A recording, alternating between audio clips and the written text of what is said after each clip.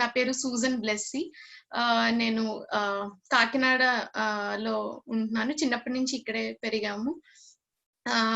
తర్వాత మా పేరెంట్స్ గూడా చిన్నప్పటి నుంచి యూఎస్ఐ లోనే మినిస్ట్రీలో యాక్టివ్ గ్రాడ్యుయేట్స్‌గా ఉన్నారు.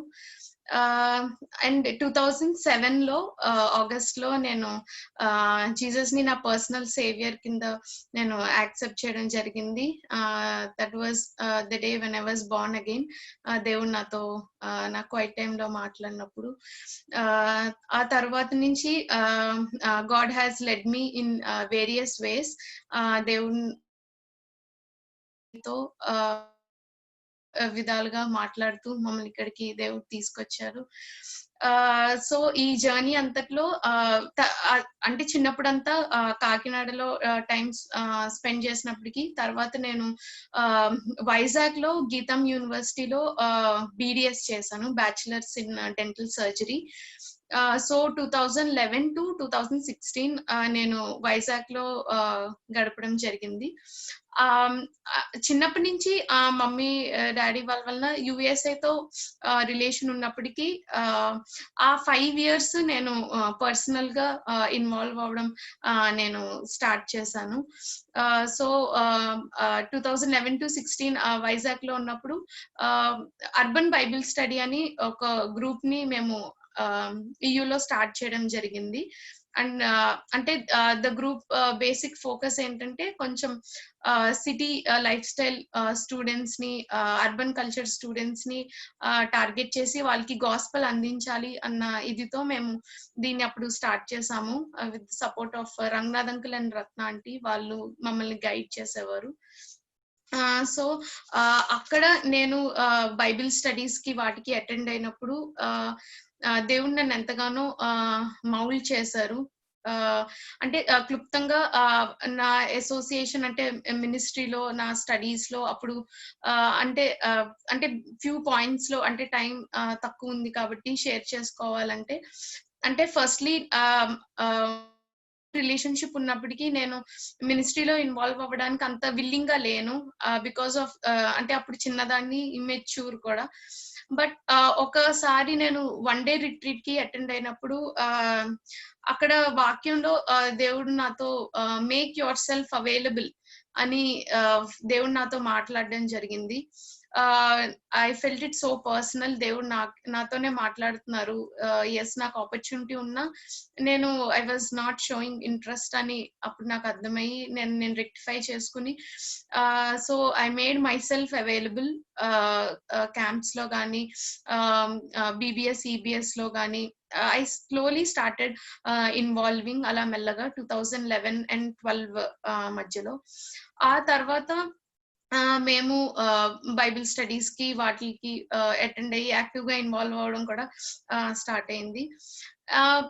అండ్ ఎస్పెషల్లీ మినిస్ట్రీలో దేవుడు నాకు నేర్పించిన అంటే ఇంపార్టెంట్ థింగ్స్ ఏంటంటే, అంటే ఫస్ట్లీ మేము యాజ్ నేను చెప్పినట్టు మాది ఒక చిన్న గ్రూప్ అన్నమాట.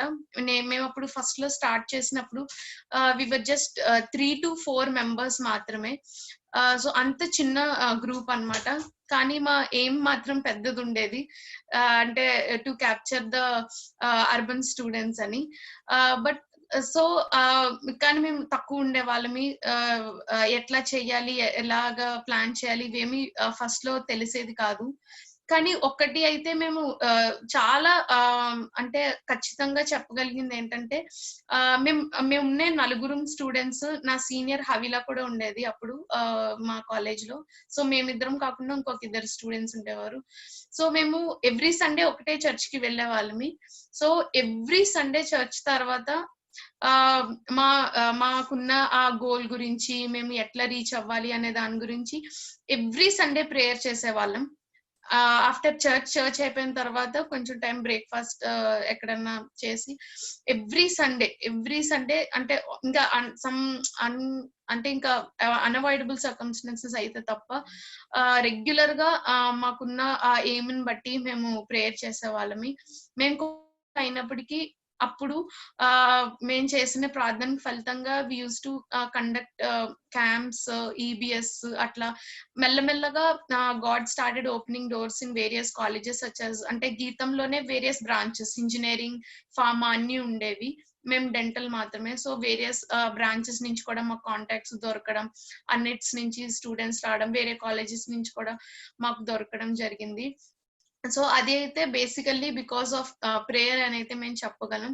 అంటే కన్సిస్టెంట్ గా ఎవ్రీ సండే చేసేవాళ్ళం. దేవుడు కూడా మాకు ఆ విధంగా సహాయం చేశారు.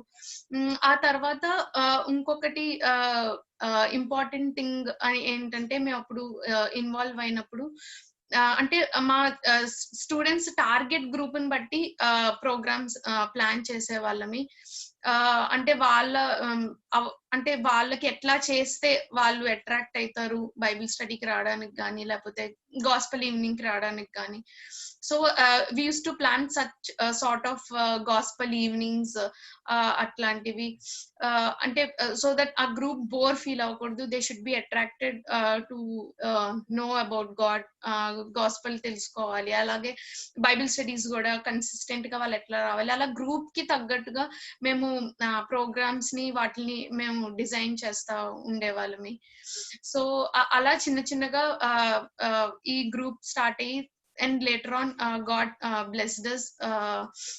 తర్వాత many students were added and ఆ తర్వాత God also gave me an opportunity to work with district committee in Visakhapatnam.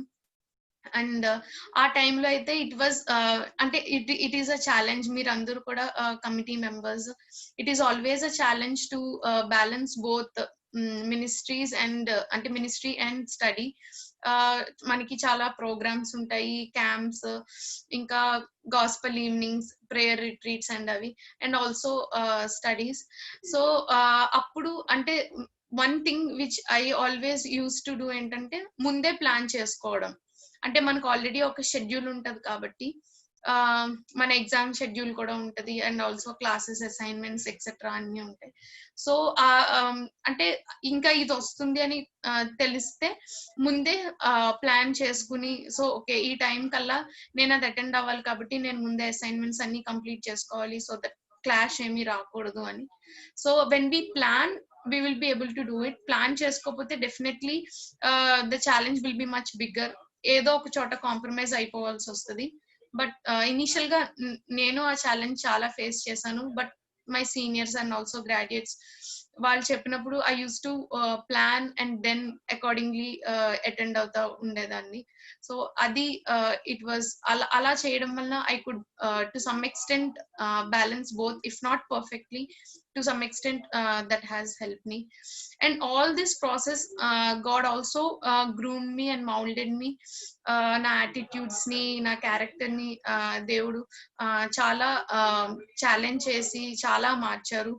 And also by the end in 2016 I completed my BDS. And what next అని అనుకున్నప్పుడు నాకు చిన్నప్పటి నుంచి ఉండేది అంటే సివిల్ సర్వీసెస్ కి వెళ్ళాలి అంటే ప్యాషన్ అయితే ఉంది, డిజైర్ ఉంది. బట్ అనేది అంటే దేవుని చిత్తం ఎలా తెలుసుకోవాలి ఇందులో అనేది నాకు ఒక కన్ఫ్యూజన్ అన్నమాట ఆ టైంలో. ఆ టైంలో నేను NMTC 2016 బెంగళూరులో అటెండ్ అయ్యాను.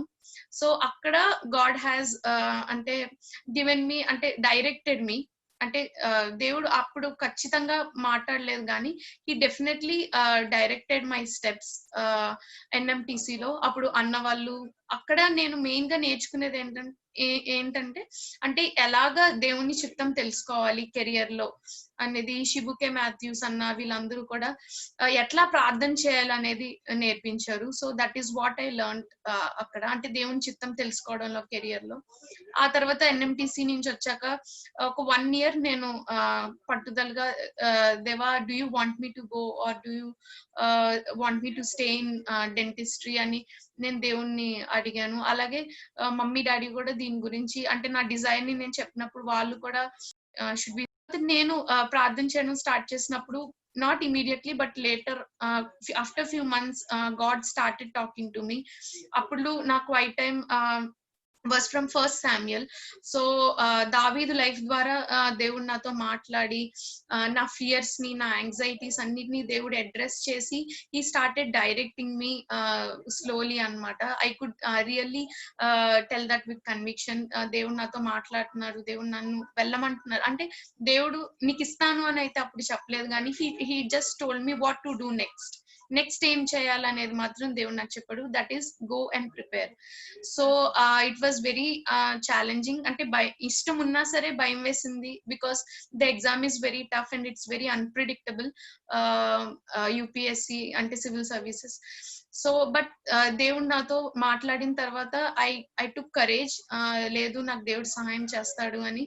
Then I told my decision, like దేవుడు నాతో కూడా మాట్లాడుతున్నారు. And mummy daddy also has taken that decision. And దేవుడు మాట్లాడిన తర్వాత కరేజియస్ గా I took the decision to go and Delhi వెళ్ళి 2.5 years నేను ప్రిపేర్ అవడం.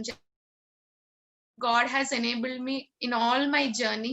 నాకు కావాల్సిన విజ్డమ్, నాలెడ్జ్, గైడెన్స్ అంటే అవి ఏమీ అప్పుడు నాకు లేవు. బట్ దేవుడే నాకు అవన్నీ ఇచ్చారు. నాకు కావాల్సిన అంటే resources, even study material and everything నాకు అప్పుడు ఏమీ తెలీదు. కానీ God has provided me all that is required, and he enabled me to clear the exam. So I thank and praise God, and only God be glorified. So ఈ చిన్న సాక్ష్యాన్ని బట్టి దేవుని వందనాలు, స్తోత్రాలు చెల్లిస్తున్నాను. And time, thank you so much.